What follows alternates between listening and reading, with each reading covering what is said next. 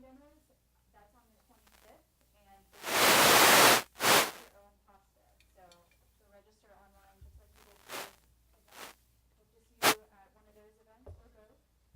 But I'm going to pass it over to Hannah DeVilla. She is the Sustainability Manager at AU, so she's going to be moderating today. So I'll let her get started. Awesome. Thank you, Leah. Yes, as she mentioned, you guys can sit down, yeah. I am working in outreach and communications for sustainability here at AU, and I'm actually only about 3.5 months in, so it's been great so far, and hopefully if I do my job right, you'll be seeing a lot more of me around campus. You can always reach out to me, or my colleagues in sustainability over there, Megan and Amit, can be great resources to you. I'm also glad that it's not just students that don't like to sit in the front. That's good. It gives me a lot of room here. So today we're going to be talking about farm to table, the difference in labeling and how to make the right choices and all the options available to you, not just on campus, but hopefully also a little bit in the community. So I'm going to have our panelists here introduce themselves with their name, their role in sustainability, particularly sustainability on campus or how it relates to campus, if that's applicable. And then also, I thought it would be fun to ask them their what they think is the best kept secret in DC when it comes to organic or sustainable choices.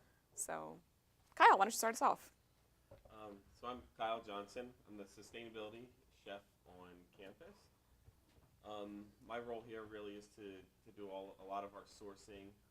So I'm the one that works with our vendors and different local farms and actually get their products on campus and write our menus around a lot of that. I think DC is actually a pretty open book as far as Then perhaps your favorite known secret. I love the farmers markets. No matter where you go in the city, whether it's DuPont Circle, even here on campus every Wednesday, if you're at Easter Market, there's constantly a local sustainable food available. Great, thank you. Hi, I'm Chris Gerardo, and I'm the owner and head baker at Gerardo's Crumbs Bakery. We're a small business in DC, and we sell the breads here at the farmers market on Wednesdays. I recognize some of you guys. Hi. Also, before you guys may notice that the mics don't project, but they're for the millions of viewers out in the audience. So we're actually going to pass the mic, if we can, so that we can get audio on the film. Yeah, you can pass that to Stephanie. Okay. Thank you. All right. Thanks. Hi, I'm Stephanie DiStefano. I've been here at AU for almost 14 years now. I'm the grounds operations coordinator, and I work with our campus arboretum and gardens. And I think one of our best kept secrets is that we have a lot of edible plants on campus mixed into our ornamental landscaping that you guys are welcome to pick. So we can talk about that a little bit later. I'm Justin Garrity. I'm the owner of Veteran Compost. So we're a commercial composter that collects food scraps from in Maryland, DC, and Northern Virginia. We own 2 facilities that process that material. And then in terms of secrets, we just missed it, was Rooting DC. So if you're ever looking for an awesome event that's exciting and all about urban ag and food justice and the things that are local in DC, Rooting DC is an event that's held at Wilson High School every February or so, put on by DC Green, and it's an awesome place to go and be among like-minded people and learn how to pickle and start beehives and farm and all kinds of interesting backyard skills like that. So. Before we get into all the questions, I wanted to do a little bit of a level set around terms. Being new to AU, I can also appreciate how many, I've got a lapel mic. Thank you. I can appreciate how many acronyms and terms are thrown around here. So this may be new information, we might know this already, but I wanted to level set. So Kyle, would you mind just giving us a broad overview, a little bit more about food labeling and the difference between when you see the term organic or you see the term local or sustainable or natural? So there's definitely a lot of different. Can you pass on the mic, please? No. Thank you. So I think that right now there's still a lot of confusion with food labeling. Organic itself is very, very structured. There's a lot of different things that a farm has to go to be able to certify that its food is organic, going all the way down to the herbicides and pesticides that they are and are not allowed to use, as well as having to pay to be regulated on an annual basis. Whereas when you get into labeling that would say like natural foods, really has no background to it. The USDA pretty much says that they're okay with you labeling a food natural as long as there's nothing added after the food is harvested or processed. I mean, you can have cattle, raise that cattle however you want, as long as you don't have any additives to it after it's slaughtered. You really can label it natural. Whereas when you talk about organic, they look into the feed, how the animal's treated. If you're talking certified humane, they actually measure the stress levels of the animal. So there definitely is a lot of confusion with food labeling itself. I mean, if you look at beef right now, I think there's somewhere between 15 and 20 different labels that they simply pertaining to sustainability that they put on beef. So there are a lot of different things to look at. Great, thanks. And we're going to get more into how AU defines those things and the choices that Kyle makes. This session is called Farm to Table, which I know is also a term that's thrown around a lot. So I'm hoping that, Chris, you can tell us a little bit more about what the phrase farm to table means to you, and any other panelists are welcome to jump in as well. Sure. Since our business is 100%, we sell only at farmers markets. I get an opportunity to work with lots of farmers and small producers and small businesses that support that scene. And but farm to table as a marketing term, kind of, in my opinion, doesn't always live up to the hype. Lots of people will say, yeah, we're a farm to table restaurant. And then if you actually go and look in their kitchen, there may be like 3 ingredients out of the 67 that they have there that they got from a local farm. Simply because as consumers, we want what we want, and we want it when we want it. And that's the problem. So that is, I mean, it's a great idea. Farm to table basically means that the farmers will come and supply, your food source directly to you, so that you're getting, there's no middleman. You're not getting shipments from Chile and California here on the East Coast of food, so that you're supporting, not only are you supporting local agriculture, you're also making a smaller carbon footprint on the food. And that's, that's my Great. 2 cents on that. And that actually kind of leads me into the first term I want to talk about. You can keep the mic. Is local. You're a local business owner. You deal a lot with local farmers markets. Why would a consumer want to choose local? The local businesses supply jobs. Local businesses have a smaller carbon footprint. Local businesses, I'm the guy baking your bread. Isn't that fun to meet that guy that does your food, right? I mean, doesn't it neat to meet the chef who's cooking the food for you? So there's that. Plus, who better to get to understand what you want as a consumer than the person that's actually making the food?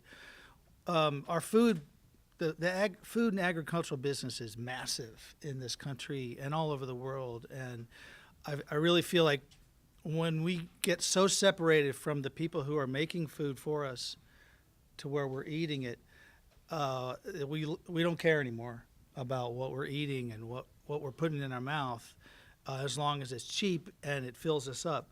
And that's causes lots of problems, health-wise and with the environment. So there's a lot more local than just jobs, although that's a big one. So That's a a great bumper sticker, buy local because it's fun. Yeah. So Stephanie, when it comes to local, it doesn't get more local than here on AU's campus. So can you tell us a little bit more about options for students and staff when it comes to campus grounds? Sure. So there's been an increasing trend or interest from students, faculty, staff to see more edible plants on campus. So we've been listening and we've been adding more and more each year. And then in talking with people, I've heard a lot of comments like, how do you know what's edible? How do you know if we're allowed to pick it? That sort of thing. So we had some signage made up just recently. So you can take a look at those. We're going to post those in some beds that we have on campus, and then actually we're going to have an activity on our upcoming Campus Beautification Day, which is April 12th. We're going to have an activity on the quad where we're going to invite students or whoever want to help paint or design large like wooden plant labels that we'll be putting into some of these beds that will more specifically identify the plants. So over the past few years, we've incorporated a lot of herbs into our annual beds and perennial beds. We just installed a vegetable garden on the side of SIS facing Nebraska Avenue, which was kind of initiative from some staff in the library as well as staff in SIS. So I believe you can volunteer in that. There's the community garden on campus as well, which is run more by a student organization in the EcoSense Club, and they do invite anybody to participate in that. So I would suggest if you want to learn more about the locations, you come out and join us on Campus Beautification Day, and maybe you can help plant some of our edible plants. And how do people get involved in Campus Beautification Day? You pretty much just show up. We have a registration table. It's April 12th. The rain date's April 13th. We have a registration table right in front of this building that starts around 8 in the morning, and we take volunteers up until about 11:30. Then we have a barbecue in the amphitheater, and we have some great raffle prizes. It's a really fun community building day. Great, thanks. Mhm. So Kyle, can you talk a little bit about when it comes to local and AU dining, how do we measure or track that, and what does it mean when we say this percentage of food is local? So here at AU Dining, what we follow the ASHE Stars, which is the Association for the Advancement of Sustainability in Higher Education. They really lay the groundwork and the guidelines for what universities can and cannot claim is sustainable and or local foods.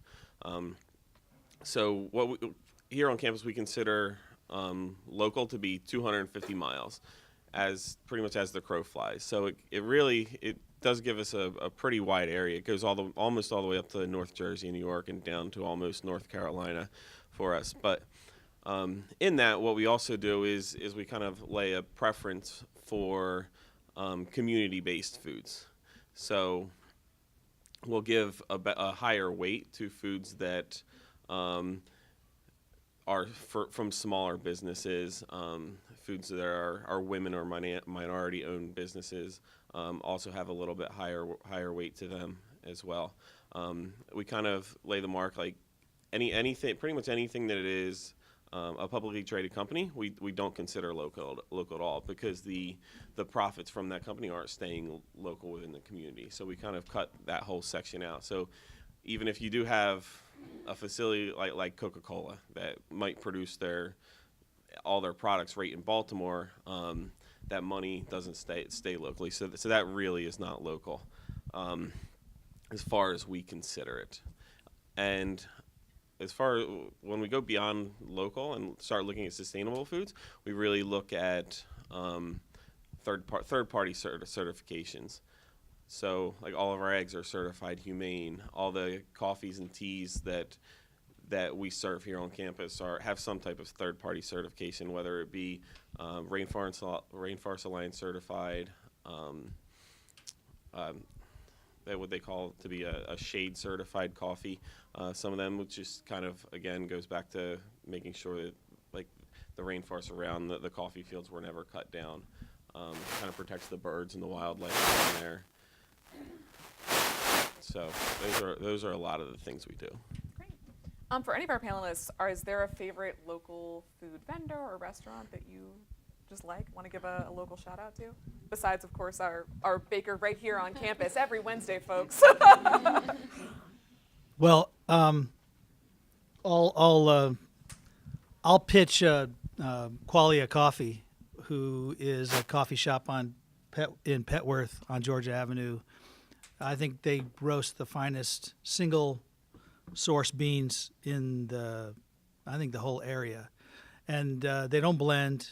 They get all their they try to get all of their beans direct, or as direct as possible from the growers, and I'm really spoiled because I'm addicted to it, and bakers live on coffee, so that's my thing.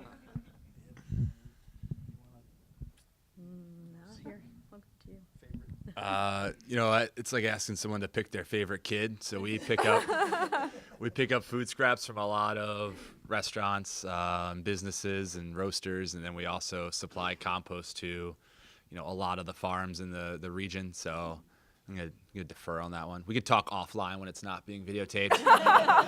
Could supply some names and some contact information. Those are the true DC secrets. Yeah, actually, Justin, you can keep the mic down there. I'm going to move on to talking a little bit more about organic.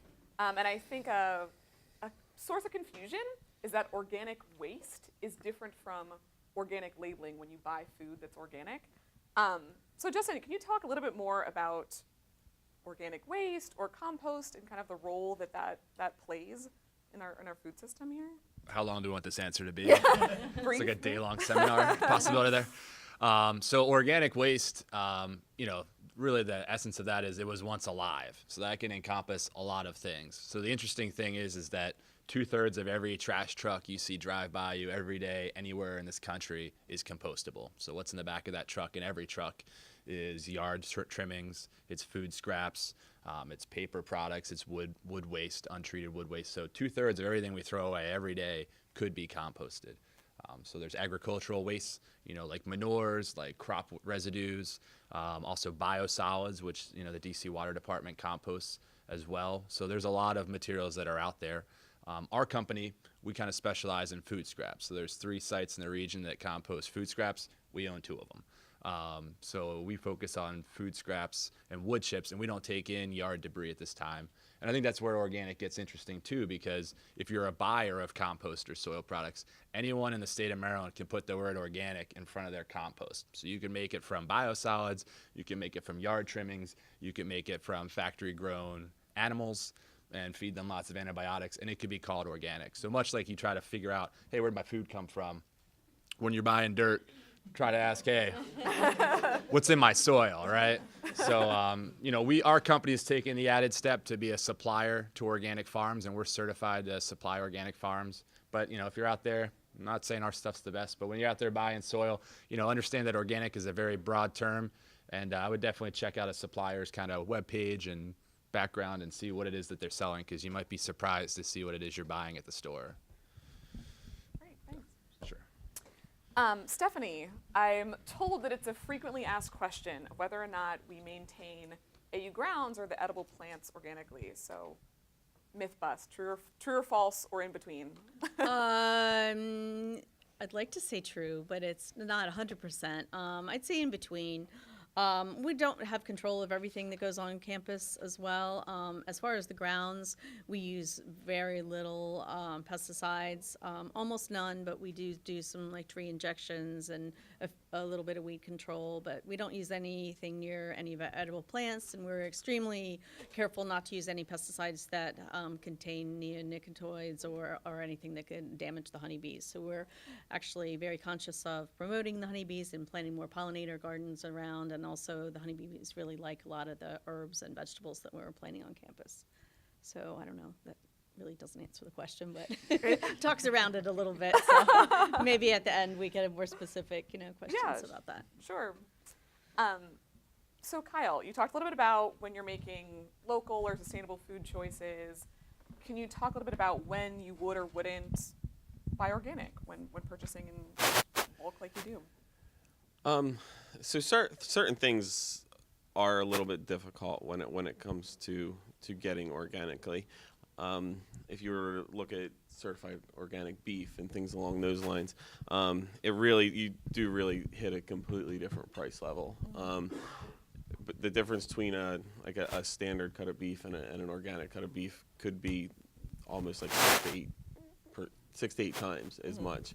So what we really look for is, in things like those cases where we might not be able to afford to purchase an organic cut of meat, we really look for things that might be raised without any hormones, no antibiotics, no hormones to whatever, where they might not have the certification, but they have a lot of the farms take on a lot of the responsibility behind it.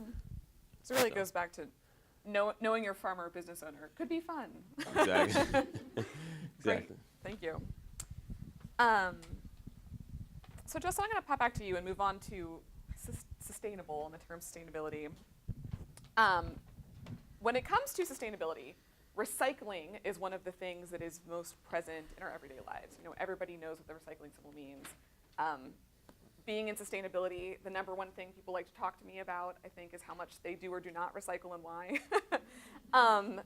And the process of composting is similar in structure, but also a little bit different, and of course not as pervasive in our culture yet. So can you talk a little bit about the structure of composting facilities now and where you see that going maybe in the next 10 years? Hopefully up, or I got in the wrong business. Huge mistake.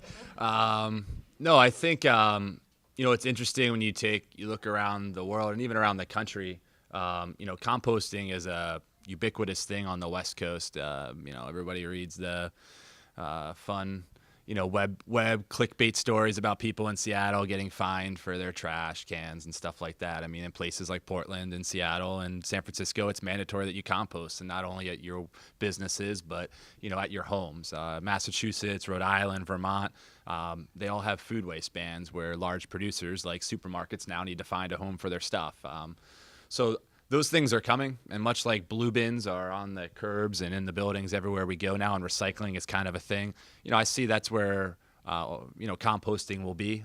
How soon that will be, what to see. It's a very different industry than building an incinerator or building a landfill.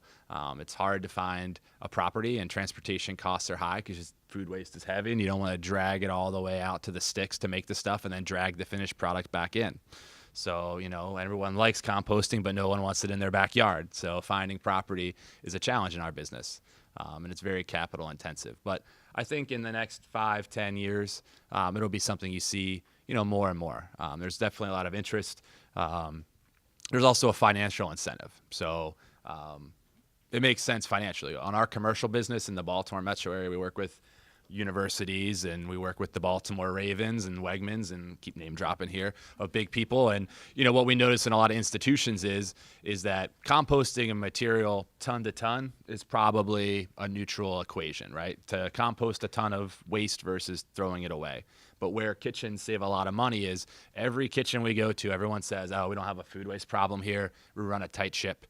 And then every kitchen we work in, the first day we separate everything out, and the food scraps go in a different bin. The chef walks by and says, what the heck is going on here? Why are there 20 chicken breasts in here at the end of the lunch shift? We need to change how much food we prepare. In the hospitals, hey, the green beans keep coming back on the trays. We need to change the recipe or shrink the portion. And so we see food cost savings of thousands of dollars per institution that we work with. And so that's where I think it's very compelling that it isn't just a green feel-good story, it's a financial story. And in institutional food service, you're always under pressure to maintain your budget, but deliver more of these wholesome products, but no one wants to pay more at the snack bar. So driving down your fixed costs like food waste is definitely a possibility. So that's where we see food waste growing the most, is at large institutions where it makes sense on a cost basis. So. Great, thank you. I hadn't considered that, but it makes a lot of sense. It's the immediate feedback. That we look at a lot of bins, looking Yeah. at a lot of waste.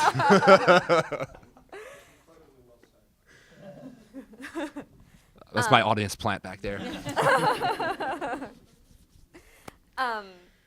So we've talked a little bit about the farmers market already, and that there's one here Wednesday from 11 to 4, I believe.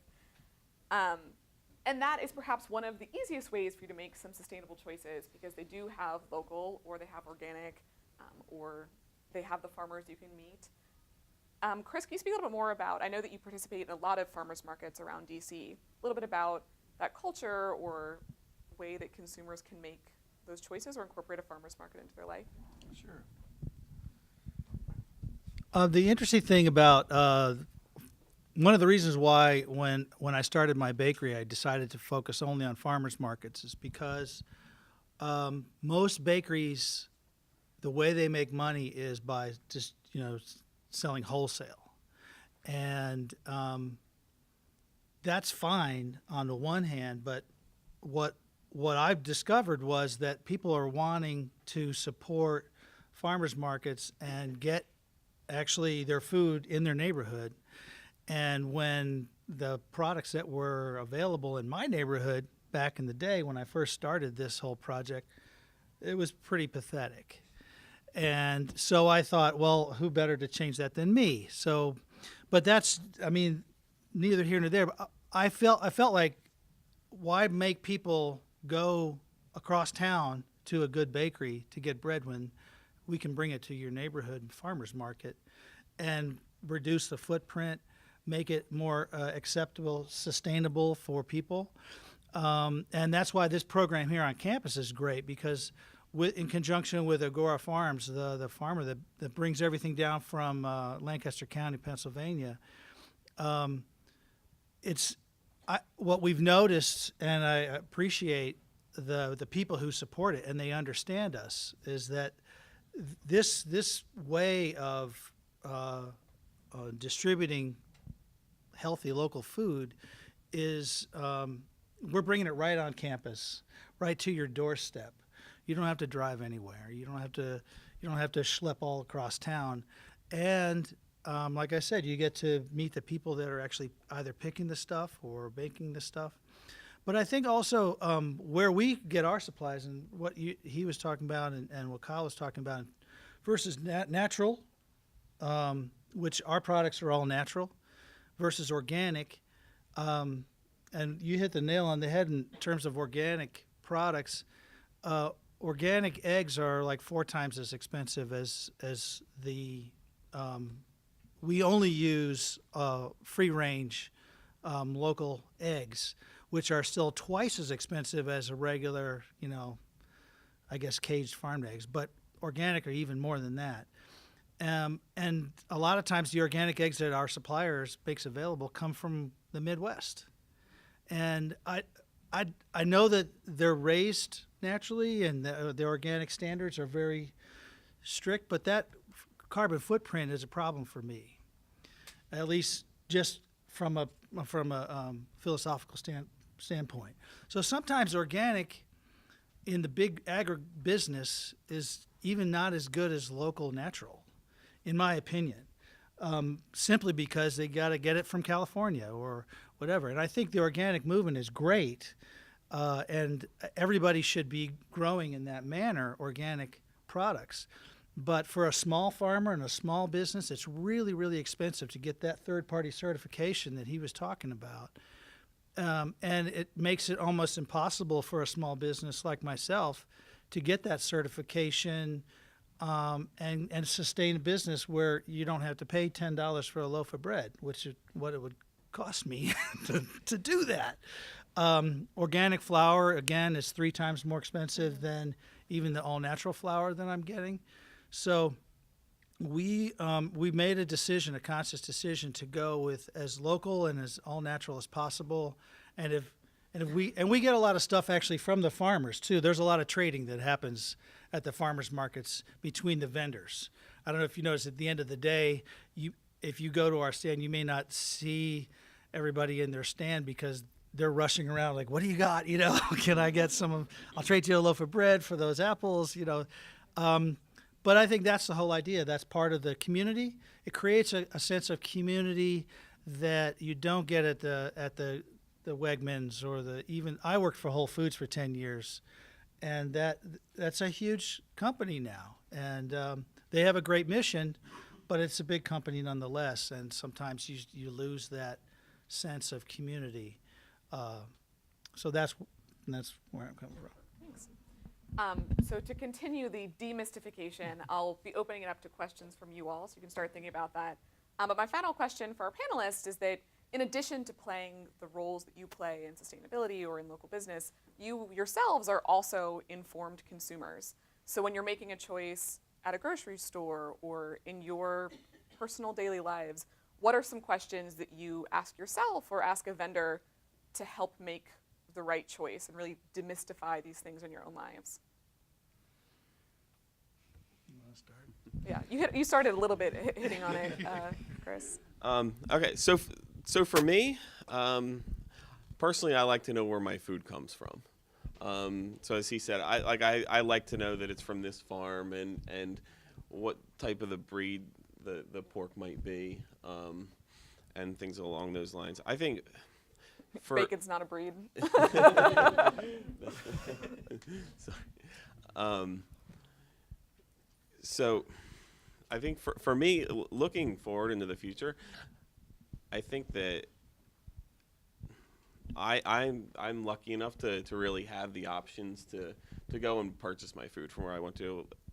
One of the biggest things that I look at going forward is how can what the way that I source my food contribute to making food more readily available for everyone. So like you said, Whole Foods is very difficult for a lot of people to go shop at, and it's really not attainable. So it's really, how do we make organic, sustainable, local, and healthy foods more of it readily available to people that might not be as easily to purchase them. So that's a lot about what I look at. Sorry, I gotta say. If anybody wonders why I research color to find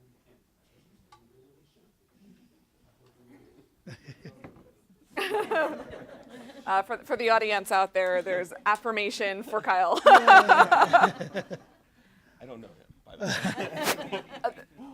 way. Sorry, I'm repeating it. It wasn't the question. It was just that we are appreciative of the choices and mindset that Kyle has here at AU Dining.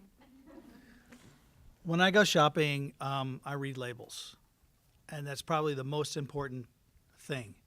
Is it, if you start reading, where, like he said, where the food comes from and what's in it. If the first 3 ingredients is not a product that you actually understand or comes naturally in nature, you might want to check some more. That's the bottom line. Read the label. Okay, when I'm shopping, I definitely believe in shopping and buying local. I actually live out in the country in Poolesville, so I have pick your own farms and orchards nearby. So I try to get a lot of my food from there when I can in season. Otherwise, I guess I just try to shop as healthy as I can. Try to buy foods that are not processed and natural. And definitely reading the label is always important. Yes, that's it. All right. So I'm proud to say I've never actually gone grocery shopping at Whole Foods in my life. So I bought sandwiches and wine there, but I've never gone grocery shopping at Whole Foods. So There are more groceries. own an F-150 and I eat red meat and do all that stuff. But I think when it comes to sustainability, you have to pick the things that are important to you. So I think a lot of like-minded people on this panel, but everybody has different things that they do. For me, number one is seasonality. I try to eat with the season. If you're eating strawberries in January, they didn't get picked down the street, and you go to a lot of farmers markets that are not producer only, they'll sell you strawberries in January, but, don't think that guy drove them over here.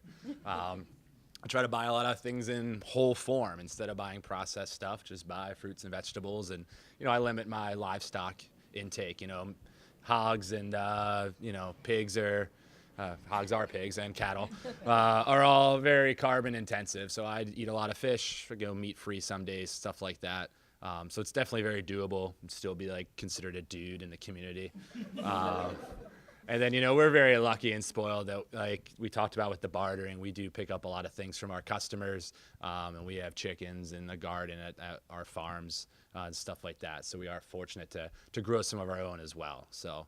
But I think, you just have to pick the things that are important to you and, figure out what those things are and the best way to make that happen on your budget. So dude is not a third-party verification. No, it's more of a general thing. Yeah, if you have to ask about it, then you're not there, you know.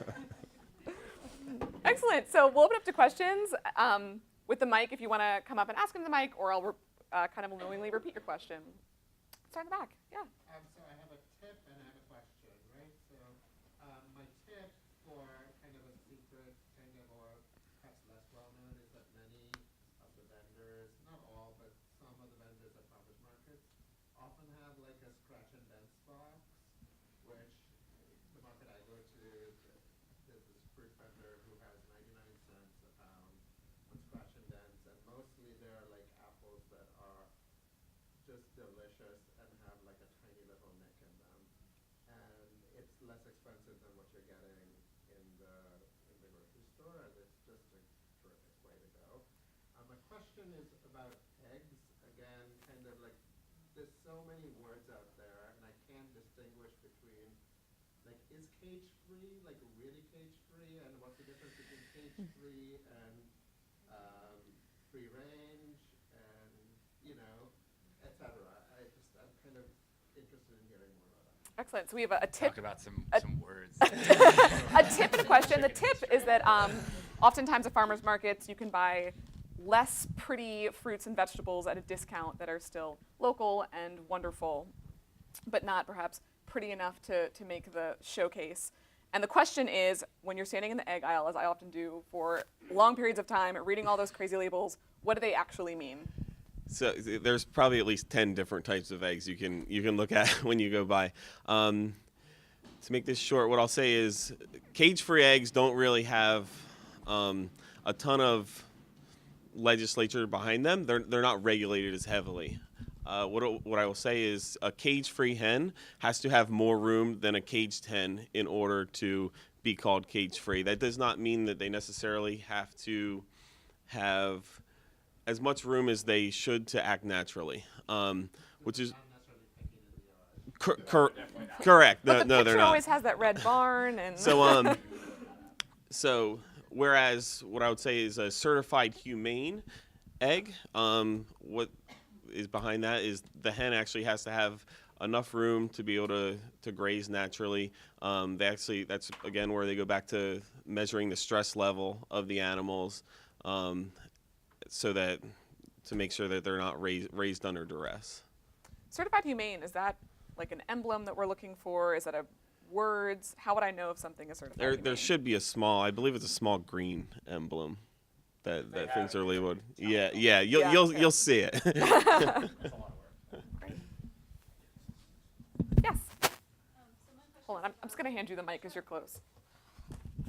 I'll give a shout out for Rooting DC. It's fabulous. Justin, I went to your session. You were a dude. You were great. Sorry, that's just all up on you. And they also at Rooting DC, they had a number of sessions this year on food policy and food waste and food recovery, which is something that I'm interested in. So I'm wondering, Chris, for example, what do you do? I'm sure there's byproducts of the baking. And then what also, you don't sell every single thing, presumably, at the farmer's market. So what do you do with your food waste? And Kyle as well. So I volunteer with a group called Campus Kitchens that's actually based over here in the Methodist Church. So do you work with a group like that? What do you do with the food waste?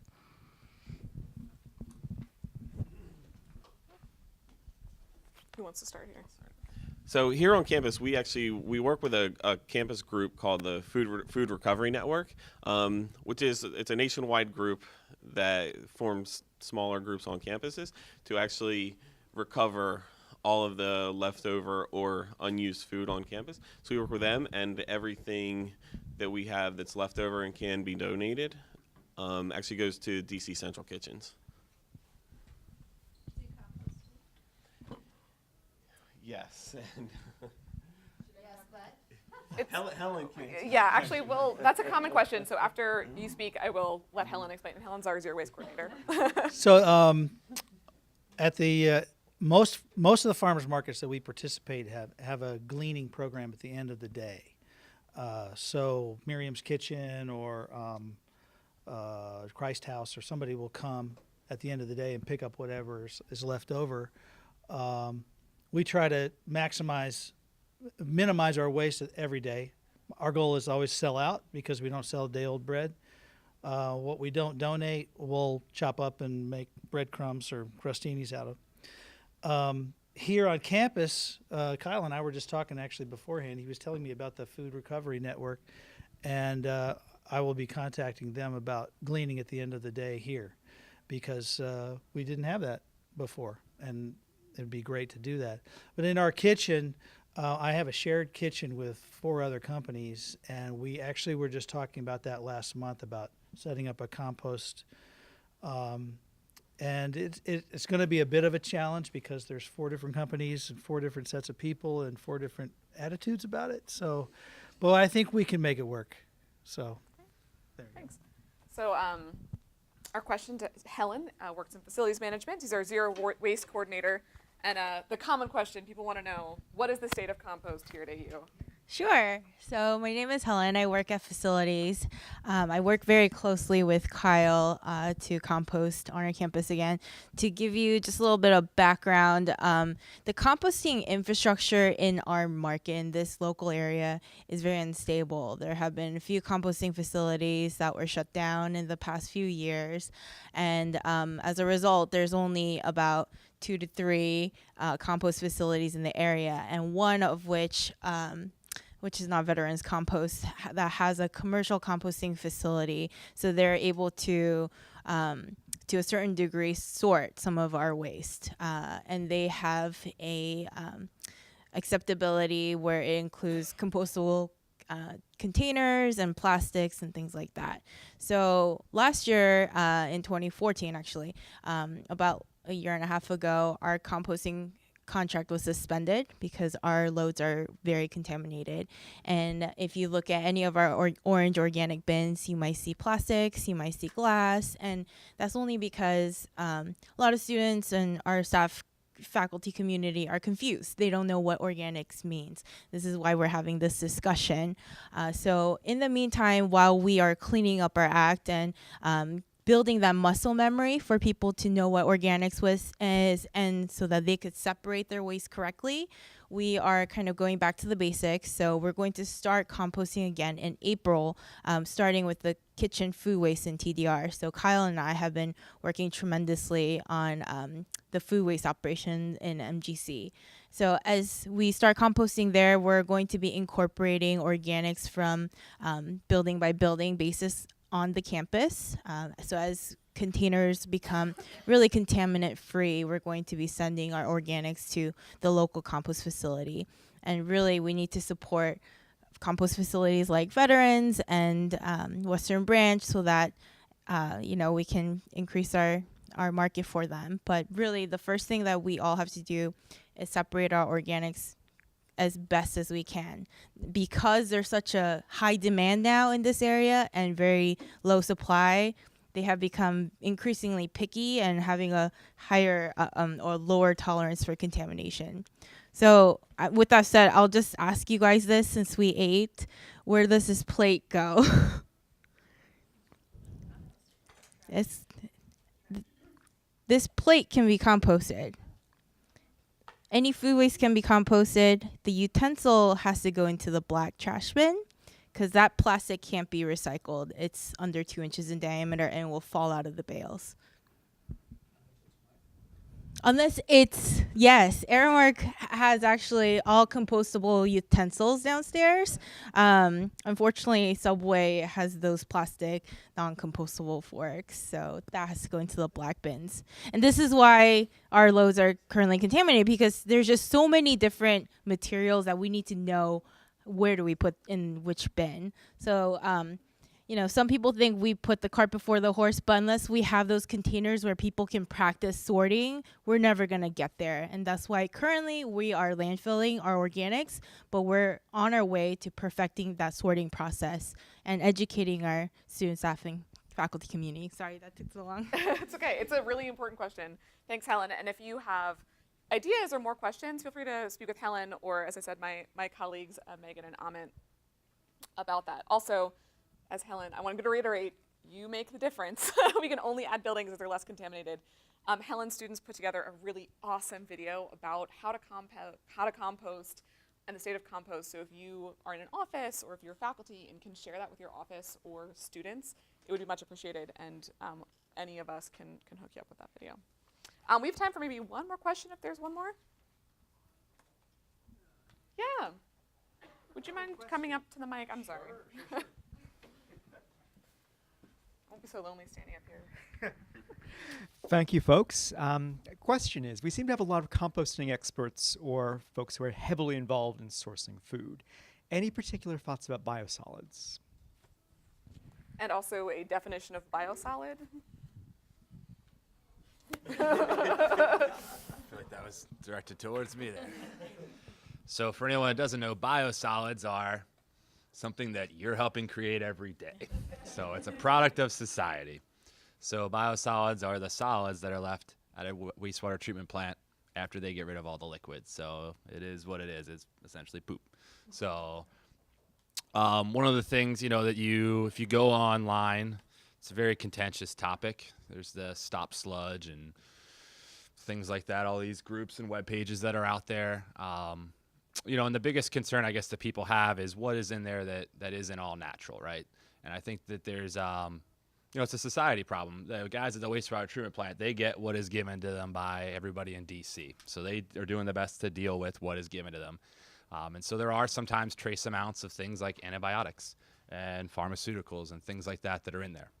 The first thing I would say is, if you go online, every once in a while, there's that news story about 3 parts per billion cocaine in the Ohio River, right? And I don't see anybody jumping in the Ohio River and coming out ready to party, right?